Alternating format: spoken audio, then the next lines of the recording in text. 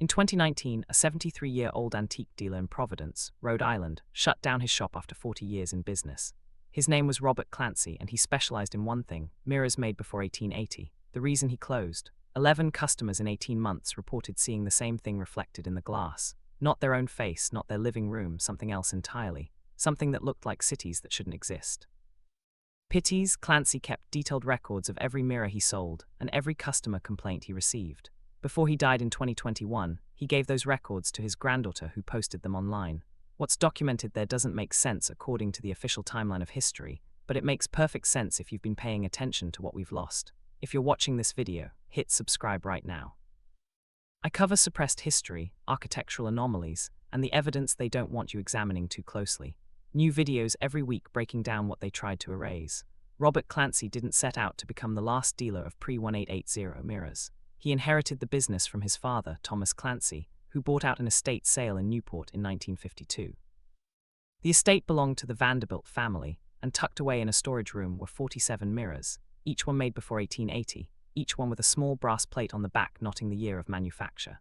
Thomas Clancy sold 32 of those mirrors between 1952 and 1979.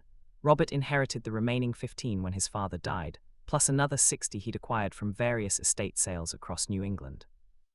By the time Robert took over, he developed a reputation. If you wanted a mirror from before 1880, you went to Clancy's Antiques in Providence.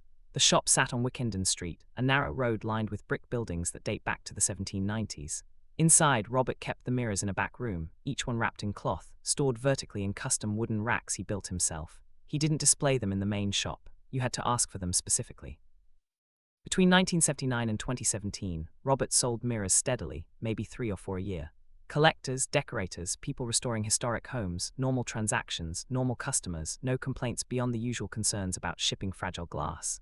Then in January 2018, something changed. A woman named Patricia Vance bought a mirror manufactured in 1874. The brass plate on the back said, J. Morrison, Boston. She hung it in a hallway in Cambridge, Massachusetts. 3 weeks later, she called Robert's shop and she was crying. Patricia told Robert that when she walked past the mirror at certain times of day, usually around dawn or dusk, she didn't see her hallway reflected back. She saw a street, a wide boulevard lined with white marble buildings, all of them featuring domed roofs and columned facades, architecture that looked almost Roman, but cleaner, more geometric. And in the background, barely visible through a kind of atmospheric haze, she could see a massive structure, something that looked like a tower or a pyramid, but too far away to make out clearly. Robert's first instinct was to assume she'd been drinking. He dealt with eccentric customers before, but Patricia was a professor of art history at Boston University. She sent him photographs, not of what she saw in the mirror, because according to her it never appeared on camera, but of the mirror itself, its placement, the lighting conditions in her hallway. She returned the mirror in March 2018. Robert refunded her money and made a note in his ledger. Customer reported visual anomaly, possible defect in glass silvering. 4 months later, in July 2018, a man named David Chen purchased a different mirror. This one made in 1860 with a brass plate reading H. Whitmore, Philadelphia. David lived in Burlington, Vermont. He called Robert's shop in August. David described the exact same thing: a wide boulevard, white marble buildings, domed architecture, and in the distance, barely visible, some kind of massive structure that didn't match anything he'd ever seen in photographs of 19th century America. Robert started paying attention. Between August 2018 and June 2019, 9 more customers reported similar experiences. Not all of them. Out of 23 mirrors sold during that period, only 11 customers called to report visual anomalies, but those 11 described variations of the same scene. Grand architecture, wide streets, buildings that looked more like temples than houses or businesses, and always, somewhere in the background, a structure too large and too far away to identify clearly. 3 of those customers were architects, 2 were historians, 1 was a structural engineer. These weren't people prone to fantasy or suggestibility. They were trained observers, and what they described matched too closely to be coincidence. Robert started conducting his own experiments. He took 5 mirrors that hadn't sold yet, all manufactured between 1863 and 1879, and set them up in his back room under different lighting conditions. He spent hours looking into them at different times of day, different angles, different positions in the room. He created a log, temperature readings, humidity levels, the exact angle of sunlight coming through the window. He treated it like a scientific study because that's what the situation demanded. For weeks, nothing, just his own reflection in the dim back room of his shop. Then one morning in September 2019, just after sunrise, he saw it. Not in all 5 mirrors, just one. The mirror made in 1876 by someone named E. Garrett in New York City. The temperature that morning was 61 degrees Fahrenheit, humidity at 73%. The sun hit the mirror at approximately 23 degrees above the horizon. The reflection showed a plaza, not his back room. A vast, open plaza paved with white stones surrounded by buildings that rose 5 or 6 stories, each one featuring massive columns and arched windows. In the center of the plaza stood a fountain, and beyond the fountain, stretching into the distance, he could see a boulevard lined with trees. And at the very edge of the visible horizon, barely perceptible through what looked like morning mist, he saw it. A tower. Enormous, pyramidal in shape, but with a flat top, and it seemed to shimmer as though reflecting sunlight off a metallic or glass surface. The detail was impossible. Robert could see the texture of the stone pavement, individual leaves on the trees. This wasn't a blur or a distortion. It was a complete environment that simply replaced his back room in the reflection. He stood there for 2 minutes and 37 seconds. During those 2 minutes, he tried to observe everything he could. The shadows cast by the buildings suggested morning light. The fountain in the plaza center had multiple tiers. And there were people walking through the plaza, though they were distant enough that he couldn't make out faces. Robert grabbed his phone to take a picture. The moment he raised the camera, the image vanished. His back room reflected back at him exactly as it should. He tried again the next morning. Same mirror, same time, same lighting angle. Nothing, just his reflection. He tried for 6 more days. Nothing worked. The phenomenon appeared once and refused to repeat. 3 days later, a customer named Ellen Morrison came into the shop asking about mirrors. Robert showed her the inventory, and when she asked about the E. Garrett mirror from 1876, he hesitated. Then he told her everything. What he'd seen, what 11 customers had reported, the pattern emerging from his records. Ellen listened carefully, then asked if she could purchase the mirror anyway. Robert tried to talk her out of it. She insisted. She was a librarian in Providence, she said, and she'd been researching architectural history of New England for a book she was writing. She wanted to see for herself. Robert sold her the mirror with a full disclosure agreement. He made her sign a document stating he'd warned her about reported anomalies. She took it home. 2 weeks later, Ellen came back to the shop. She didn't want a refund. She wanted to show Robert something. She'd been documenting everything in a journal, writing down exact times, lighting conditions, and what she observed. She'd seen the reflection 4 times, always at dawn, always lasting less than 3 minutes, and she'd noticed something Robert hadn't mentioned because he hadn't had time to examine it closely. The people. There were people in the reflection. Not many and not close enough to see faces or details, but she could make out human figures moving through the plaza, walking along the boulevards. They wore light-colored clothing that looked almost uniform. Long coats or robes, hard to tell from a distance, and they moved with purpose, like people going about normal daily activities. But there was something else. Ellen had set up a camera on a tripod aimed at the mirror, recording continuously during the dawn hours. Just as Robert experienced, the phenomenon never appeared on camera. But Ellen noticed that at the exact moments when she saw the alternative reflection with her naked eye, the audio on the recording picked up something strange. Low-frequency hum, almost below the threshold of hearing, but present on the audio file. The frequency measured at approximately 7.3 Hz. That number meant something to Ellen. 7.3 Hz is the fundamental Schumann resonance, the electromagnetic frequency of Earth's atmosphere. Ellen had a theory. She'd been studying architectural history, and the buildings in the reflection didn't match anything in the documented record of American cities from the 1800s. They didn't match European architecture either, but they did match something else. Descriptions from World's Fairs, specifically the temporary structures built for expositions in the late 1800s, the ones that were supposedly torn down afterward. The World's Columbian Exposition in Chicago, 1893. The buildings there were described as massive white structures, neoclassical design, domed roofs, columned facades. They called it the White City. Official history says those buildings were temporary, made of plaster and wood, and they were demolished after the fair ended. But Ellen had found photographs, dozens of them, images from the Chicago Exposition showing architecture that didn't look temporary, buildings that appeared to be made of stone or concrete with intricate detail work and structural engineering that would have taken years to complete, not the 18 months official history claims. The Palace of Fine Arts alone covered 11 acres. The Manufacturers and Liberal Arts Building was the largest building in the world at the time, spanning 30 acres under a single roof. The official story says it was built in less than 2 years using temporary materials. Ellen showed Robert the construction photographs, or rather, the lack of them. For a project supposedly involving thousands of workers over 18 months, there are remarkably few images documenting the actual construction process.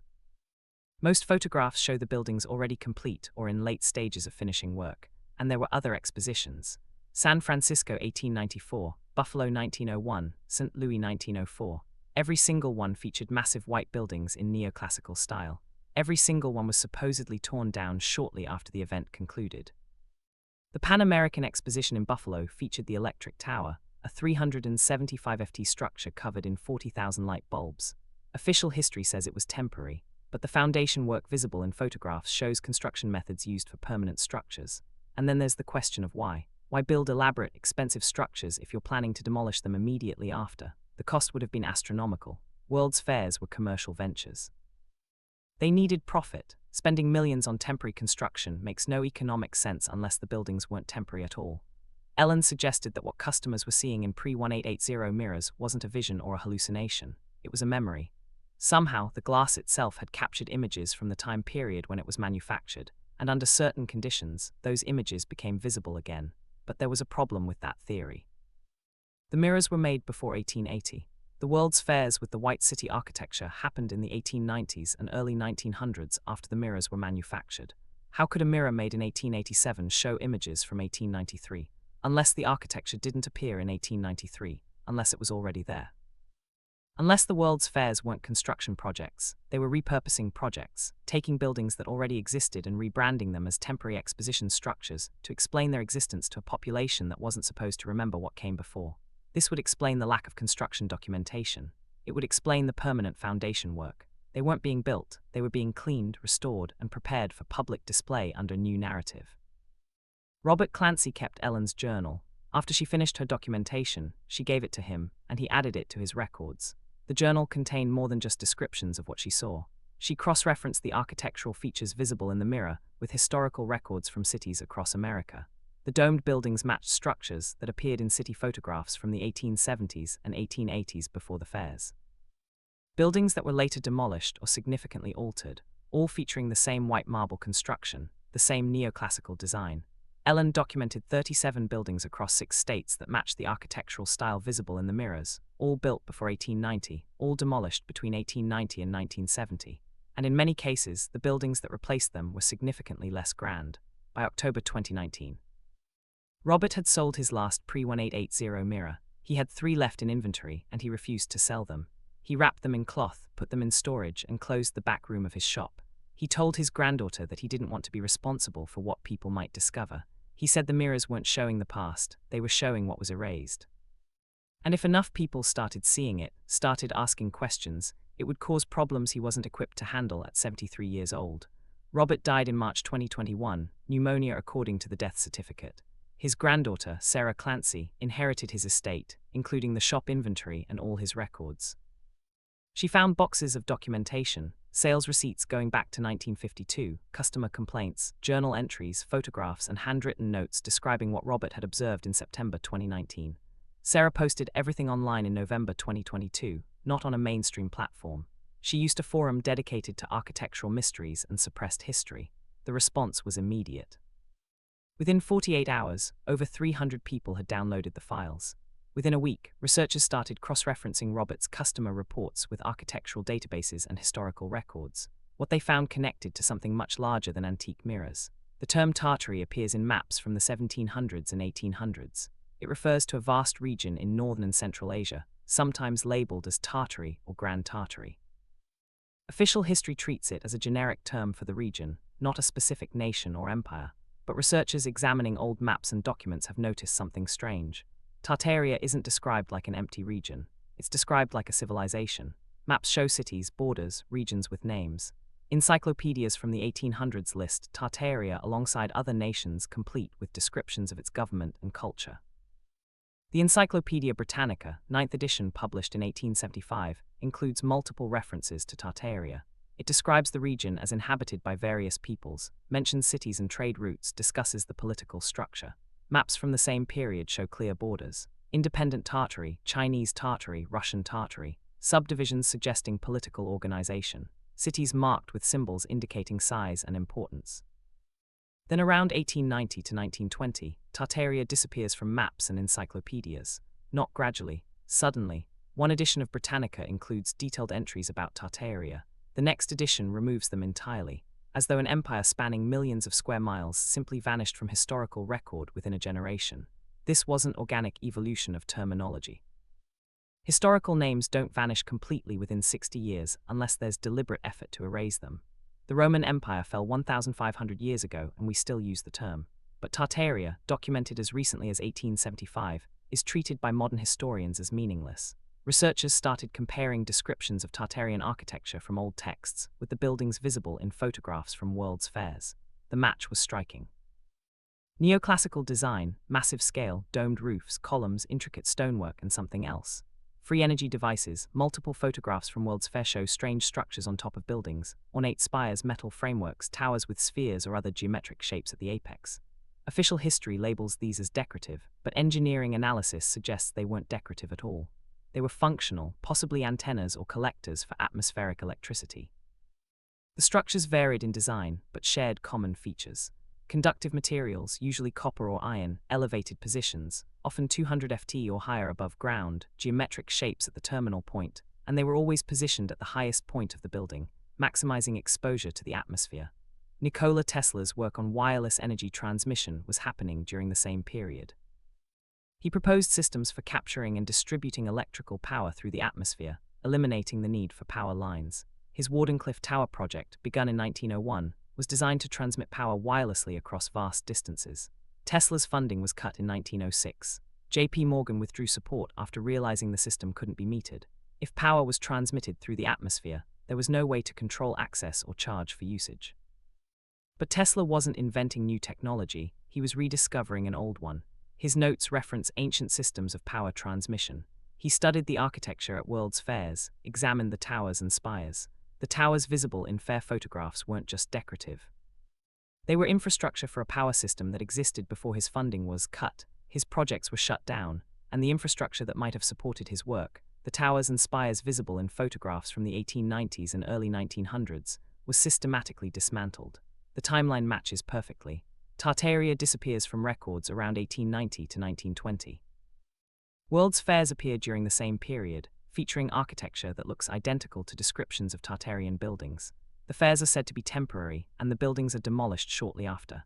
Tesla's energy research is suppressed, and by 1920 the old world is gone, replaced by a new system based on fossil fuels and centralized power grids. The mirrors are evidence of what stood before the reset. Glass manufacturing before 1880 used different processes than modern mirrors. The silvering technique involved mercury, and the glass itself was often made with impurities that affected how it reflected light. Some researchers believe these impurities, combined with the mercury backing, created a kind of recording medium under specific conditions, usually low light or certain angles. The glass could display images it had captured when it was first manufactured and installed.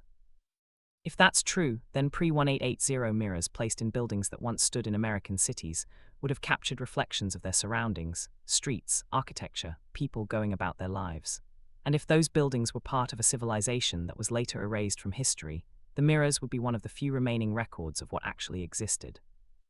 Robert Clancy's customer reports describe white marble buildings, wide boulevards, domed architecture, and massive structures in the background. Those descriptions match perfectly with photographs labeled as temporary exposition buildings from the 1890s, but they also match descriptions of Tartarian cities from 18th and 19th century texts. The people visible in the reflections, according to Ellen Morrison's journal, wore light-colored robes or long coats. Historical descriptions of Tartarian dress mention similar clothing, simple, functional, made from light fabrics. Not the heavy Victorian clothing common in American and European cities during the same period. There's another detail in the customer reports that nobody noticed at first: the atmospheric haze. Multiple customers mentioned that distant structures appeared hazy or slightly obscured, as though viewed through fog or mist. But they also described the air as looking cleaner than modern air, almost luminous. Researchers examining old photographs have noticed the same quality. Images from before 1920 often show a kind of clarity and brightness in the atmosphere that's absent from later photographs. Some suggest this is due to changes in photography technology, but others point out that the change coincides with the rise of industrial pollution. If the old world used clean energy, atmospheric electricity, or other non-polluting systems, the air quality would have been dramatically different. The haze visible in mirror reflections might not be fog. It might be how clean air looked before we filled it with particulates and smog. After Sarah Clancy posted her grandfather's records online, 3 other antique dealers came forward. One in Charleston, South Carolina, one in Savannah, Georgia, one in New Orleans, Louisiana. All 3 specialized in pre-1880 mirrors. All 3 had received similar customer complaints over the years: visual anomalies, reflections that didn't match the surrounding room, images of architecture that shouldn't exist. None of them had documented the reports as thoroughly as Robert Clancy, but they confirmed the pattern was widespread, not isolated to New England. The Charleston dealer, a woman named Margaret Holloway, mentioned something additional.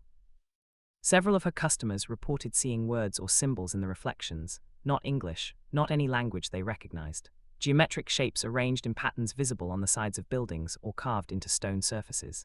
She had sketches from one customer who tried to draw what they saw. The sketches showed symbols that appeared to be writing, but not in any modern alphabet.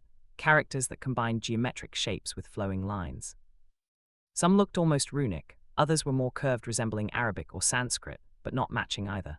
One customer, a linguistics professor named Dr. James Chen, spent 3 months attempting to document the symbols he saw in a mirror manufactured in 1871 in Charleston. He saw the symbols appear 6 times over 3 months.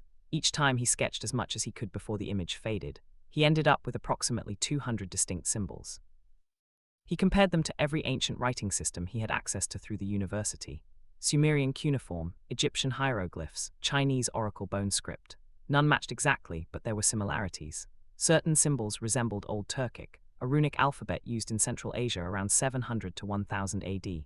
Other symbols showed similarity to Sogdian script, another Central Asian writing system from the same region. Those sketches circulated online for about 3 days before they were removed. Multiple users reported that the forum post containing the images was deleted, and attempts to re-upload them failed. The sketches showed symbols that researchers identified as matching ancient writing systems, specifically scripts from Central Asia that predate most known alphabets, languages that official history says disappeared thousands of years ago. If those symbols were visible on buildings in American cities before 1920, it implies the architecture wasn't built by the people official history credits with building it. It implies the buildings were inherited, not constructed, repurposed from an older civilization that spoke a language we're not supposed to remember. The question is why? Why erase a civilization from history? Why destroy or rebrand its buildings? Why suppress the technology that powered its cities? Control. Whoever controls the energy controls society. Free energy means no energy bills, no dependence on corporations or governments for power. True free energy would decentralize power in every sense of the word. If Tartaria used atmospheric electricity or wireless power transmission, it would have been fundamentally different from our world. No power plants, no grid infrastructure, no oil industry. Buildings designed around energy collection, not consumption. That kind of system can't be controlled by a central authority. You can't meter the atmosphere. You can't charge people for pulling electricity out of the air. And you can't cut them off if they refuse to comply with your rules. So you reset the system. You attribute the old buildings to temporary construction projects. You tear down what you can and rebrand what you can't. You rewrite the history books and you suppress anyone who tries to rediscover what was lost. The mirrors are a problem for that narrative. They're physical objects from before the reset, and under the right conditions they show what stood before. They're evidence that can't be easily dismissed or explained away, which is why antique dealers stop selling them. Why documentation gets removed from online forums. Why researchers who dig too deeply into these questions tend to have their work discredited or ignored. Robert Clancy understood this. He closed his shop not because of the phenomena itself, but because of what it implied. He saw where the questions led and he didn't want to be the one responsible for opening that door. So he stopped selling mirrors, closed his back room, and let the records sit in storage until after he died. His granddaughter opened the door anyway. Whether that was the right decision depends on what happens next. If the information spreads, if more people start examining pre-1880 mirrors, if researchers start cross-referencing the reflections with architectural databases and historical maps, the official narrative becomes harder to maintain. But there's a cost to that knowledge. Once you see the inconsistencies, once you recognize that the world you live in might be built on top of something deliberately hidden, it changes how you see everything. Every old building becomes a question mark. Every demolished structure becomes suspicious. Every gap in the historical record becomes evidence of erasure. The 3 mirrors Robert Clancy kept in storage are still somewhere. Sarah hasn't said where. She posted the records, but she didn't include information about the mirrors' current location. Some researchers think she sold them. Others believe she destroyed them. A few think she kept them and has been conducting her own experiments, documenting what she sees but keeping it private. If you own an antique mirror and it was manufactured before 1880, you can check the back for a brass plate with the maker's name and date. Not all of them have it, but many do. If you find one, and if you start noticing visual anomalies, reflections that don't quite match your surroundings, pay attention to the timing. Dawn and dusk seem to be the most common times for the phenomena to appear. Low-angle sunlight, specific atmospheric conditions. And if you see architecture that doesn't match the documented history of your area, buildings that look too grand, too clean, too advanced for the supposed time period, take notes. document everything. Because what you're seeing isn't a hallucination or a defect in the glass. You're seeing memory, the physical world remembering what it used to be before someone decided we weren't supposed to know. The last antique dealer who sold pre-1880 mirrors closed his shop because 11 customers reported seeing the same impossible thing: cities that shouldn't exist, architecture that was supposedly temporary, evidence of a world that official history says never was. Robert Clancy spent his final years protecting those mirrors because he knew what they represented: not just objects, not just anomalies, but windows into a past that powerful people spent enormous resources trying to erase. Now his records are public, the patterns are documented, and if you know where to look, if you know what questions to ask, the old world is still visible, reflected in glass that remembers when the cities were white, the air was clean, and the buildings drew power from the sky itself. That world didn't disappear because it failed. It disappeared because it succeeded in a way that made it dangerous to the people who profit from scarcity and control. The mirrors know, the glass remembers, and every reflection is evidence of what they took from us. If this video has opened your eyes, please subscribe to the channel. It is our mission to reveal what has been hidden, and we need your support to do that. Also, turn on the notification bell, because every week we will bring to light new truths that they don't want you to know.